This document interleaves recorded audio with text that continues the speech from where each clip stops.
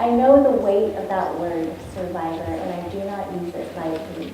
We use that word to describe people who have experienced brutal abuse and trauma, such as human trafficking, domestic violence, or catastrophic natural events.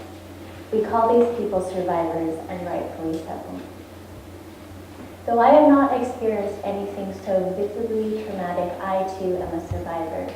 I have experienced a lifetime of harassment and trauma at the hands of shame. Today I want to tell you my story with shame, how it has tried to keep me in the shadows, how I learned to identify it, and how I am learning to let my true self shine through the shame. My hope is that my story will illuminate where shame might be hiding in your life so that you too can live the bright and brilliant life you were meant to live. But first, some definitions. What is shame? Shame is the feeling that you're not good enough, that there's something wrong with you, that whether or not you've done something wrong, there's something about you that's inherently bad. And why does shame matter? Because shame disqualifies you. Shame is the voice telling you that you don't matter and what you have to offer doesn't matter, so you shouldn't even try. Because shame intimidates you. Shame makes you want to hide away and bury your gift and your dreams in the sand. Because shame isolates you. Shame makes you believe that you're not loved, that you're not valued, that it's not safe to show your true colors because you'll be rejected or abandoned. Simply put, shame wants to keep you in the dark, all alone, hidden away from the world. For some of you in this room, the feelings of shame may come and go, but for others, like it was for me, this may be a constant, daily, minute-by-minute battle. Shame was the loudest voice in my life. My story with shame started a long, long time ago, but I only learned to identify it a few years ago. I remember watching Brené Brown's TED Talk on shame, reading books and articles about it, and I just started to pay attention to the hundreds of tiny moments of my day when I felt uncomfortable or anxious or afraid. I would take a few steps back and I would ask myself, was that shame?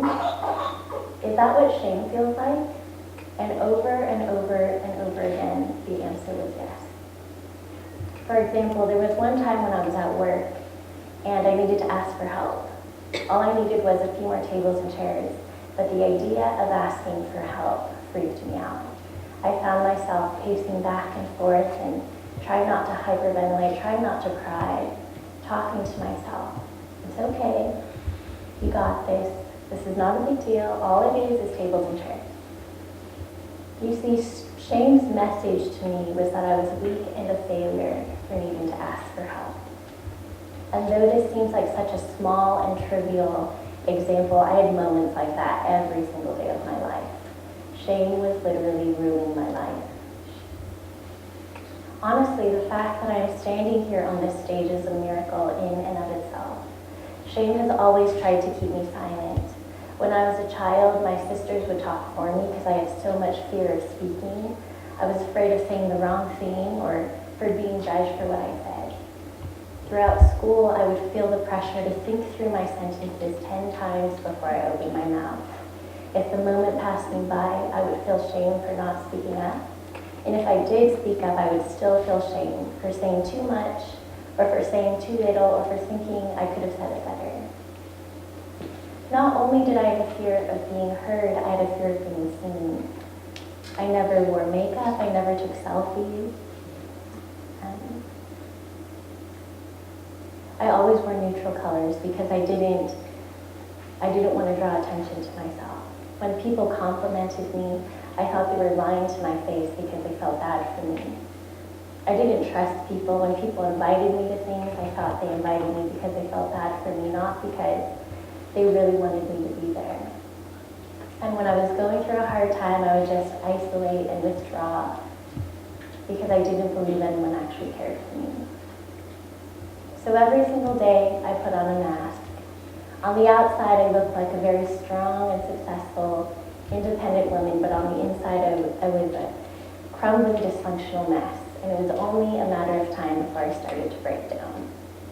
Once I started to identify shame in my life, I found myself spiraling into a deep, deep depression.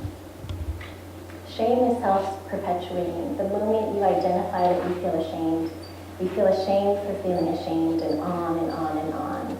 It's a vicious cycle. So every day I would wake up with a cloud of despair hovering over my bed. Sometimes I couldn't get out of bed till 3 or 4 in the afternoon. I'd have to talk myself into leaving the house or going to work. I'd forget to eat. I'd forget to take showers. I was having emotional breakdowns every single day.